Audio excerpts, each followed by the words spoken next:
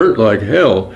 And I pulled my legs up like this, and they had the tray swung out over my legs where they had all the instruments they were using. And the whole thing went flying like this when I brought my knees up. So at that time, then they slapped some ether on me, knocked me out again. Well, anyway, they finally finished up. And the doctor said, "Now, I don't want you to do anything for 2 weeks." Well, we went into Subic Bay, which is in the Philippines, and the ship I belonged to, the 89, was in there, so they took me back over there, so I was just cruising around, not doing a thing for 2 weeks.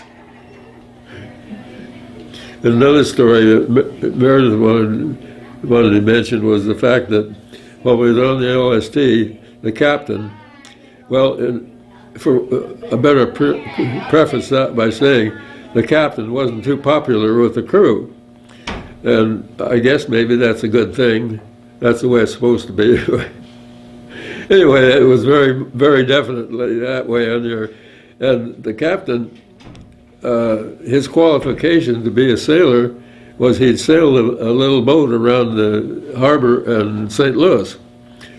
And so I guess he'd been sailing, I guess, a little on the coast somewhere. But anyway, he decided, he went over to the beach one day, I don't know where it was,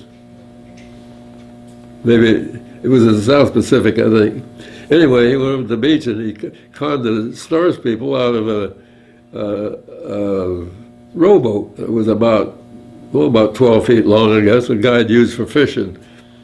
And he brought it back to the ship and had the ship's crew rig a sail on it so he could go sailing. Well, it's strictly against Navy regs for a captain to have a boat like that on the ship.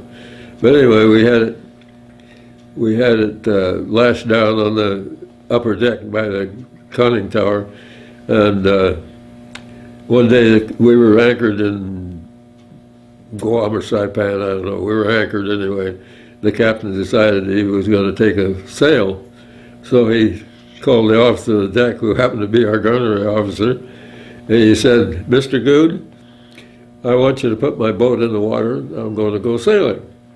Well, Mr. Good, of course, all the crew knew that what was going to happen, and so they lowered the boat over the side, and it happened to be the same side that the discharge was for the lavatory, the head. And of course, the crew knew what was going to happen, so a bunch of them ran to the head, and all that discharge went out into the boat. I can still hear Mr. Good, or the captain, hollering. He came out and he saw what had happened, and he said, "Mr. Good, you get that boat up there and you clean it out." So they just took it, raised it up by the bow and let it hang from the davit, and took a fire hose and hosed it all out. But anyway, he wasn't supposed to have that boat aboard, and the crew knew it, and they thought, well, they'd fix him. Well, another thing that happened to him one time, he got locked in the library.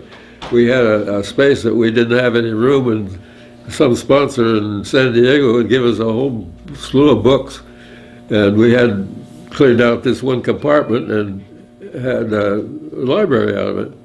And he was in there one day, and somebody knew it. He came by and hooked the padlock over the hasp so he couldn't get out. I didn't know it at the time it happened, but it wasn't me that did it, of course. Anyhow, somebody let him out eventually. You got any more stories you want me to tell?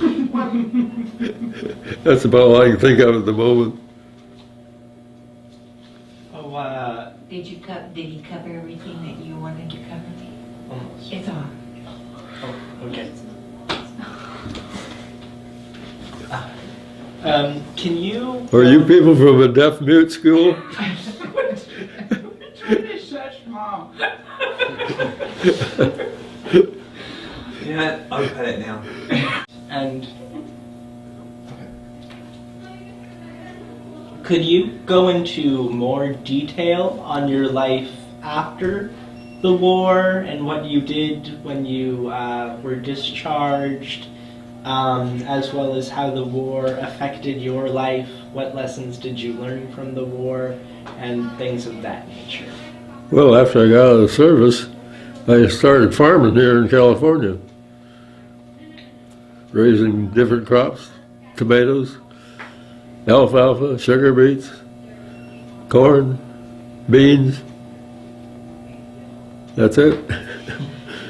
And then I retired in 1984. So I've been a man of leisure since '84. Well, I did work for a while out there at the club.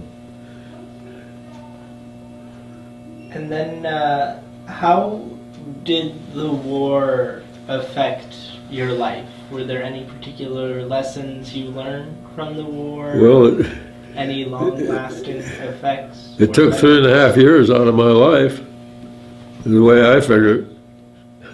I mean, it was no advantage for me, and I didn't. I don't know what I'd been doing if I hadn't started farming.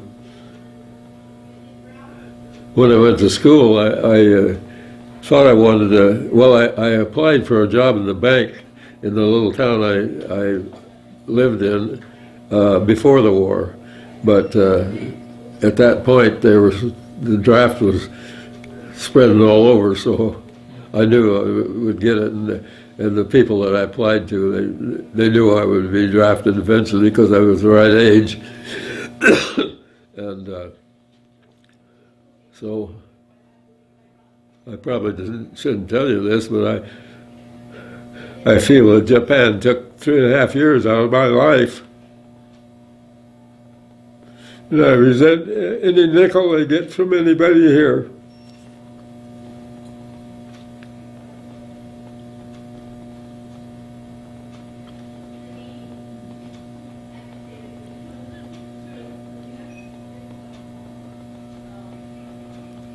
I'm sorry, but that's the way I feel about it. You're supposed to be forgiving and all that stuff.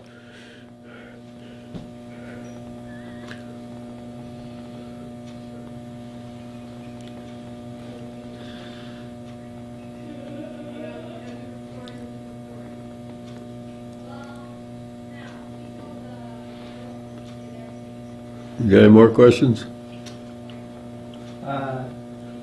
No. Is there anything you would like to add or tell?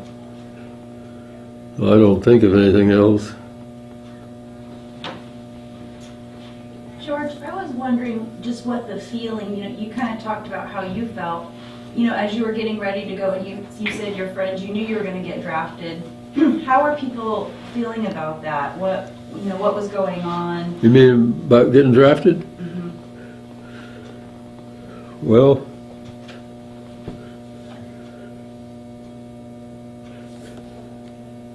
it was just something that was coming, and I knew it would eventually be there. One time before the war, I took a trip with, who'll be your uncle, Paul. We went back to Iowa, and then we rode the bus is where we went, and this was in 1938, I think. 30, yeah, I believe it was. Anyhow, when we came back on the bus, we came through Texas and into San Diego, and Paul, which was Bob Hanson's brother, had a sister-in-law that lived there, and his wife had just passed away. Paul's wife had passed away, and that's why we took the trip. But anyway, her husband, the sister's husband, lived in San Diego. Her husband was a major in the Marines, and we were talking about, he could see the war coming. Well, anybody could at that point. And I talked to him about the Marines and so on, and he said, you can take this advice or not.